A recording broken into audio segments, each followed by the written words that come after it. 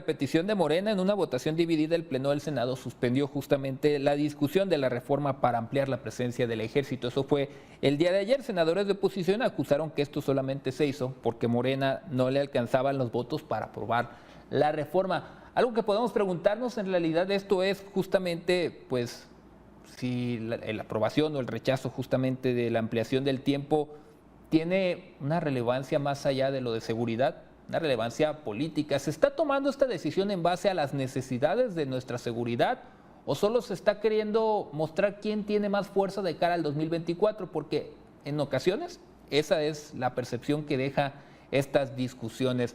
Para platicar al respecto y también tener una perspectiva sobre esta posible permanencia del ejército en las calles, nos enlazamos con Luis Tapia, abogado especializado en derechos humanos que nos acompaña aquí en Mega Noticias Informa. Gracias, abogado, por estos minutos.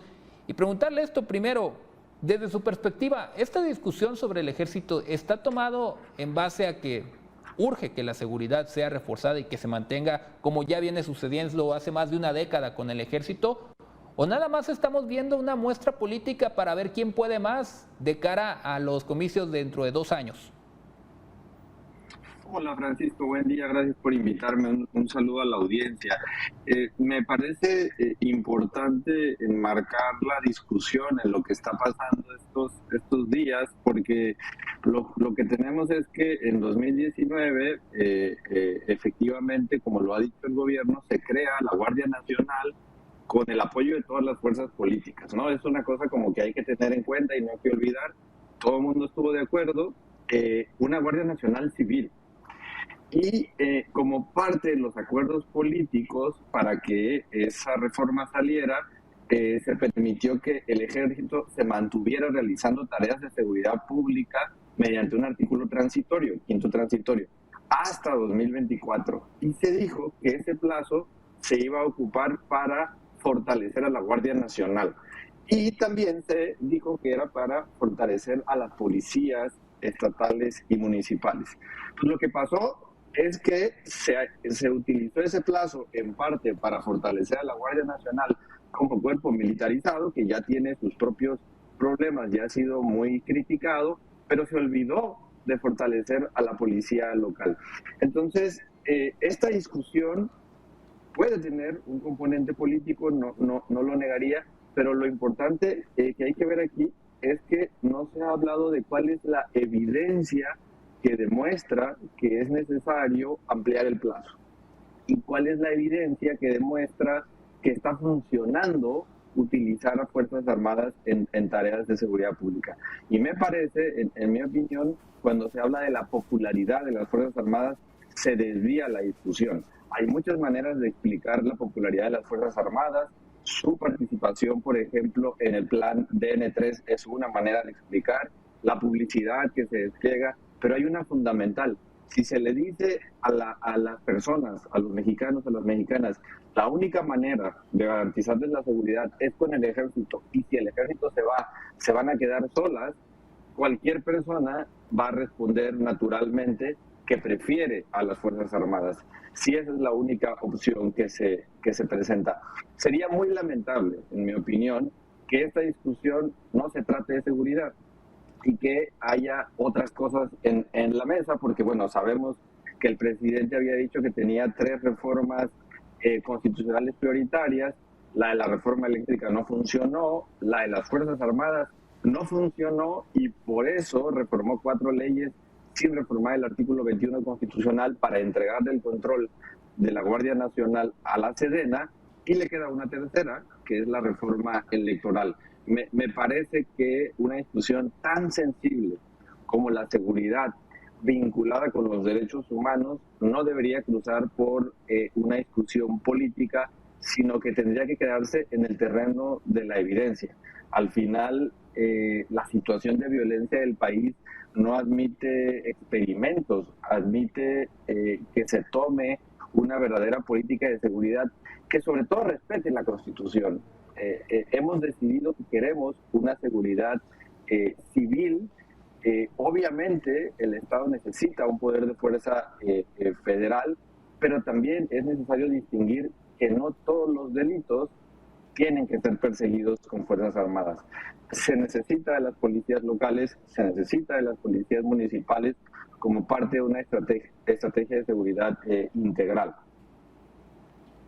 Y sobre todo, ahora que dices este aspecto de la evidencia y de dónde se basan estas decisiones, podríamos decir un tanto contradictorio también el hecho de que se quiera mantener a las Fuerzas Armadas en la seguridad pública, considerando que desde cierta perspectiva ellos piensan que ha funcionado, hablan de que va disminuyendo la incidencia delictiva, pero deciden dejar ahí al ejército. Entonces, ¿es contradictorio lo que nos presentan respecto a cifras de seguridad y las acciones que toman para reforzar la propia seguridad?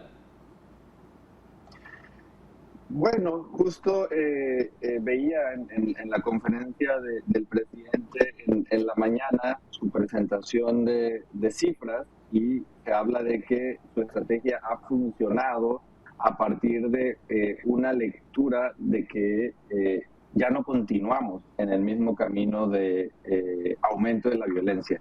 Y eso hay que reconocerlo. Eso, digamos, si eso es cierto, porque hay que revisarlo y hay que ver con mucha claridad, eso está bien, digamos, si esto está sucediendo. Ahora, no ha funcionado como una estrategia sostenida que a la larga reduzca la violencia, mantener Fuerzas Armadas en la calle.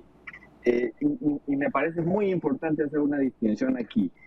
De un lado tenemos a una Guardia Nacional, que es un cuerpo de seguridad y que debería ser civil y no está siendo civil. Esa es una discusión y esa va por una pista.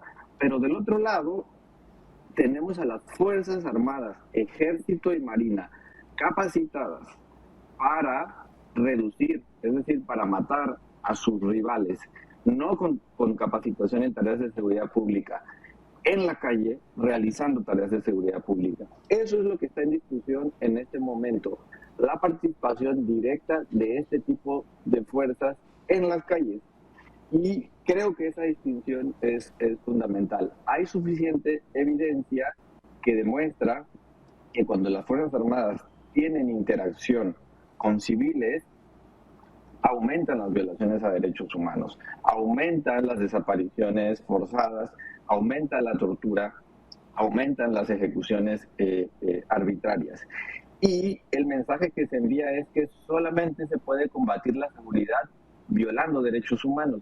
Y es muy importante que como población nos enfrentemos a estos discursos de que el gobierno nos diga solo la posibilidad de utilizar fuerza va a hacer que reduzca la violencia. Y claro, de algún modo el mensaje del gobierno es contradictorio porque dice que las Fuerzas Armadas garantizan la paz. Cuando nosotros vemos un cuerpo como estos, no vemos paz, ¿no? Al final es un cuerpo uniformado, armado, capacitado para otro tipo de intervenciones y no para reducir, y no para, más bien para promover la paz en el país. Y se pone también en entredicho la popularidad con la que cuenta, pero ya nos acompañaba usted, abogado, de mucho lo que influye para la respuesta que llega por parte de la sociedad. Muchísimas gracias, abogado, por estos minutos que nos pudo brindar aquí en Mega Noticias Informa. Esperamos tener próximos espacios con usted. Que tenga excelente jueves. Gracias por invitarme. Buen jueves.